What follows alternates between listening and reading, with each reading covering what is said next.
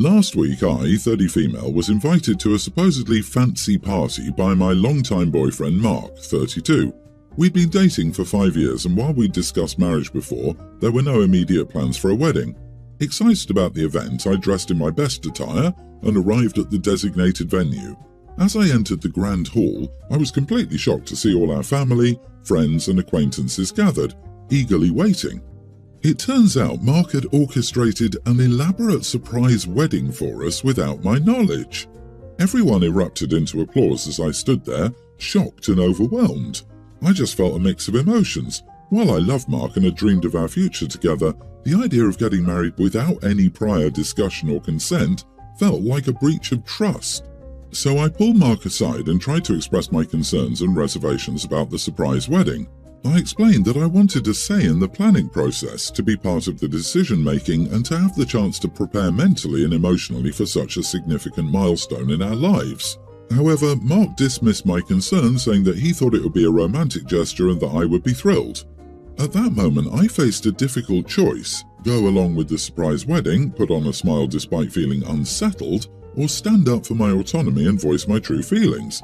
I ultimately made the decision not to proceed with the surprise wedding, much to the disappointment and confusion of our guests. Now I find myself at odds with Mark, our families, and even some of our friends who believe I overreacted and spoiled a beautiful moment.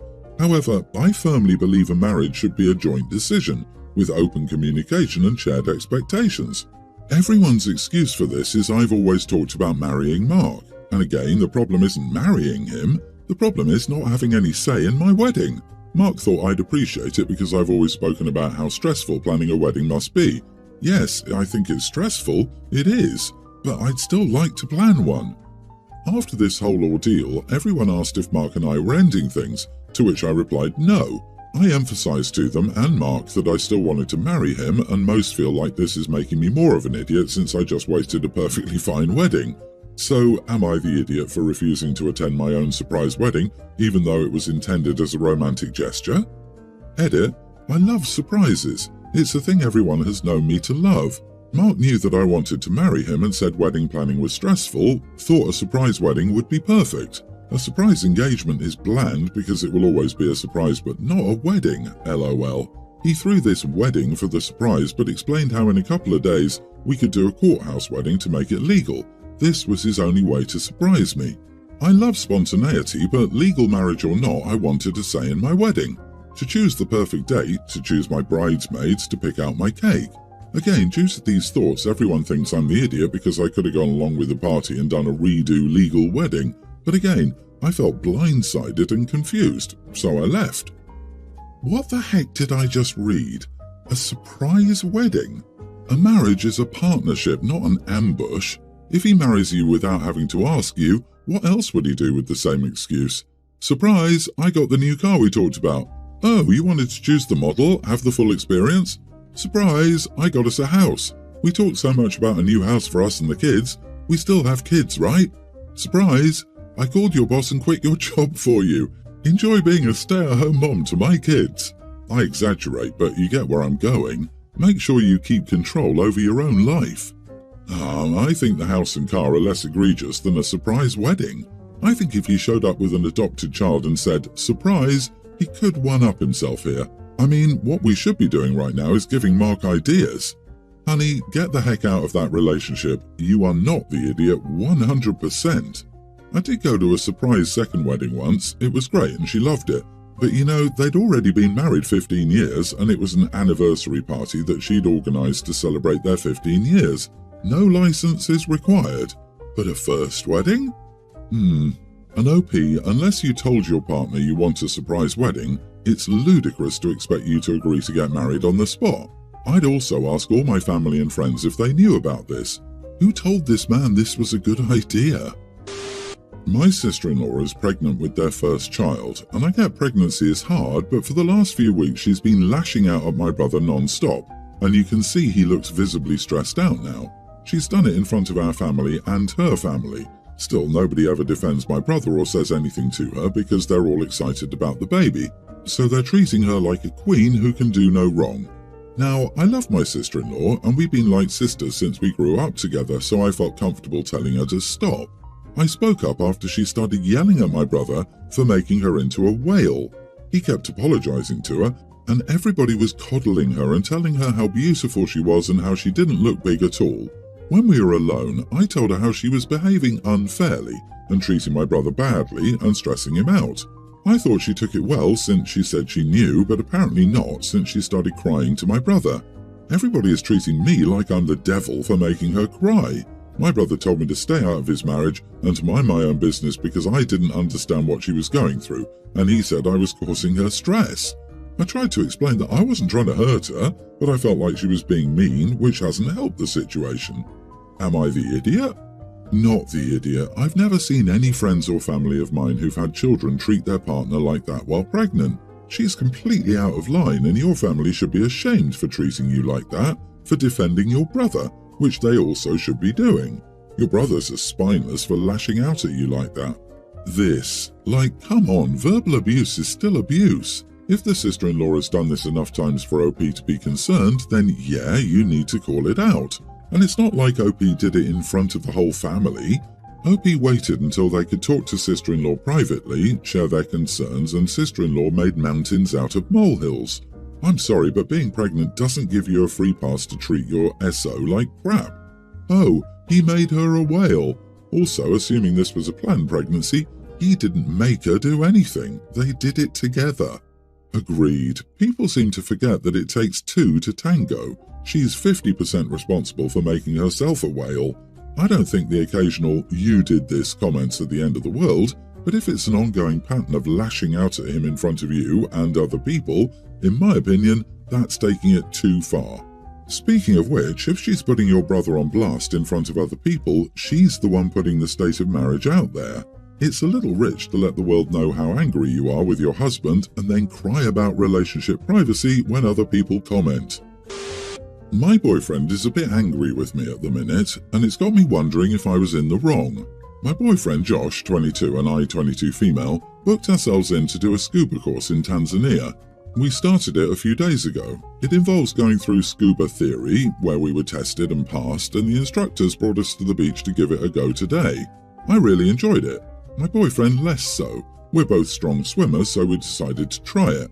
However, once my boyfriend got under the water, he started to panic. He immediately surfaced and he felt like a panic attack was coming on and wanted to leave.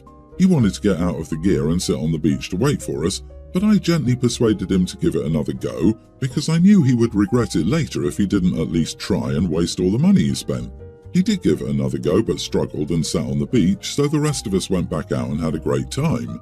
I joined him after and explained how much fun it was and that we saw some fish. He was really happy for me, so I asked him again if he wanted to give it another go, and he just shut me down. He said that my asking before made him feel like he couldn't say no and like he didn't give it a proper go. I argued that he didn't even make it out into deeper water to put the things we learned to use. He maintains that he didn't want to have a panic attack in the deeper water and to put us in danger, and it's not my place to say whether he tried properly or not, because he thinks he did. Was I an idiot? I asked out of a good place because he looked so excited about the fish. I also don't think my asking him to try again was a big deal, because he's done this with other similar adventure activities we've tried and constantly laments he regrets not fully committing to the activity. Edit, he never had a panic attack under the water, he came up before he actually had one. That's why I gently asked him to dive again before he decided to sit out. You are the idiot, not for asking him to scuba dive again, but for later trying to argue that he didn't try hard enough. He's right, it's not your place to say. Your boyfriend did a sensible thing. His having a panic attack underwater could have put others in danger, not just himself. Also, I do get a small sense of you rubbing it in his face that you had a great time and he missed out. Who cares about fish anyway? I mean, taunting the boyfriend with the fish was icing on the cake of humiliation. I'm just as happy watching things from above the water's surface. Your boyfriend almost had a panic attack underwater, and you asked him to do the thing that almost gave him a panic attack again. How is this even a wise decision? You never force a person beyond their comfort zone unless you wish to create problems. Yep, it doesn't matter what other activities he regrets not fully committing to, we're talking about water. Deep water. I had a panic attack while snorkeling on my honeymoon. My husband and our guide got me out of the water as fast as possible, and no one tried encouraging me to give it another go because the money would be wasted. People drown during a panic attack. He's not being dramatic. Scuba diving is a really dangerous activity. My wife and I have 2 children, a toddler and a young grammar school-aged child. Our older child is on the autism spectrum. It goes without saying that this is a very stressful position and neither of us gets very much of a break from this. My wife is a stay-at-home mom and I have a full-time job. As happy as our children make us, it's not selfish for us to both desire breaks. We get them occasionally, but we made a deal to have 2 guaranteed breaks in a year, our birthdays and Mother and Father's Day. On those days, one parent takes on the brunt of the burden so the other can get a day to relax. Since our youngest was about 2, we practiced this. I've never failed to give my wife the day off she deserves. I'll schedule her a spa day or something she really wants to do and get her out of the house so she can relax while I'm on daddy duty. Then, when she gets back, our kids give her cards and gifts and we get a meal from her favourite place after they go to bed. My wife has been less consistent and doesn't really do as much as I do for her. The last year she hasn't really done anything. I typically try not to hold it against her as it's undoubtedly hard, but it does feel kind of unfair. I planned something for myself this Father's Day as she didn't indicate doing something for me. I warned her a week in advance and she said it was okay. This was until about 3 days ago. My wife's old boss's dad passed away. She was invited to the funeral by the boss and she chose to attend the funeral, which was about 2 hours away. As a result, I had to cancel all of my plans and take care of the kids. She was supposed to be home at around 5 in the evening, but didn't arrive until about 10. The kids were already asleep and my wife neglected to help them get even Father's Day cards for me. We got into a huge argument when she got back. I told her that I felt like she'd really dropped the ball on this and didn't give me a break like I usually do for her. She told me that she's home with the kids all day, just about every day, and I only have to help out after work as far as she's concerned. I regularly get a break and she doesn't. I told her work isn't a break and that I was really looking forward to it today. She said that someone died and I was being completely selfish to make it about me. I said that it was someone she didn't know who was the parent of someone she hadn't seen in over a year. I didn't think I was being selfish in asking her to prioritize my needs just as a gesture as I do hers. She's been angry at me since and we're not talking. Am I the idiot? Edit, she wasn't close to the father. From what I remember, she did have a good work relationship with her boss, but it's not like they were friends outside of work. You are the idiot. Nobody goes to a funeral for fun. Nobody would willingly choose a funeral to avoid Father's Day. It's a damn funeral. Everyone is focusing on the fact that it's her old boss's father, but clearly she felt close enough to drive 4 hours to attend, which you also felt was appropriate and only got mad when she was late getting home. But you know what? It's a funeral, and she drove 2 hours to get there. It makes sense she'd make the most of it. Funerals are special occasions that can't be rescheduled. I'm going against the grain here, not the idiot. Your wife could easily have gone to the funeral and come home at 5. Perhaps brought dinner, made baths and bed while you relaxed. She also could have helped the kids make and do something special for you. Old boss's dad. In my funeral book, that does not really justify leaving the family for an entire day, driving 4 hours and ignoring Father's Day. The funeral was just an excuse to get out of the house. You may have bigger issues than missing Father's Day. Tell your wife you would like a redo. Pick another Sunday for Father's Day. Maybe she'll actually help the kids do something fun for you. This is screaming to me that your wife wants adult time. You get to converse with your colleagues every day. She doesn't. She has you to socialize with, and is that it? Does she go out with friends without the kids? To me, she seemed to jump at the chance to socialize with people she knew and could have adult conversations with. Seriously, think about it and ask her if she's happy being a stay-at-home mom. She may miss working and the social aspect that comes with it. I think this isn't everyone's the idiot situation, but really, you both need to communicate better. Originally, my family wasn't even invited to come, but my boyfriend thought he'd be nice and invited them. I wanted to go to my favourite Moroccan restaurant that does these amazing shared tagine dishes. It was agreed upon and we decided to make reservations and go. The day my dad and youngest brother decided they didn't like the menu or it was too expensive for them to eat, there was a custom meal for them. I told my mom this was my birthday and I'd look forward to eating there for months, so if they wanted to bail, they could. I'm going and my boyfriend is going. My mom started complaining that we could pick something different for my birthday dinner. I said that's fine if they were willing to pay for my boyfriend and I could still go to the Moroccan restaurant. My mom called me ungrateful for not accommodating my whole family on what was my birthday. I should have picked a normal restaurant and this whole mess could have been avoided. I told my mom I didn't even want them there in the first place, but my boyfriend was being polite. My mom called me a selfish witch and refused to give me even a gift now. Am I the idiot for insisting on the food I want for my birthday? I should have picked a normal restaurant. There it is. I grew up in a family like this. I spent too many damn years of my life having Denny's for my birthday dinner to keep my grandparents happy.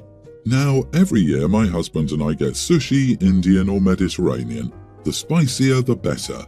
Not the idiot, your family sucks. God forbid they suck it up for one meal to celebrate your birthday. Do you know what I do when I'm invited to a restaurant I don't like? I eat beforehand, then nibble on something inexpensive and drink water. I'm there for the people. That's what adults do. I'm sorry this is how things played out. How family can mess up the best laid birthday plans is amazing. It's your birthday, eat where you want. Your boyfriend was being nice to invite your family in the first place. He's a keeper. My mom called me a selfish witch and refuses to get me even a gift now. And you think you're the idiot? She's just given you the greatest gift. The opportunity to not be part of your life, and OP, if you're able to, I'd recommend taking it. Happy birthday, enjoy, and next year, tell boyfriend, let's just do us.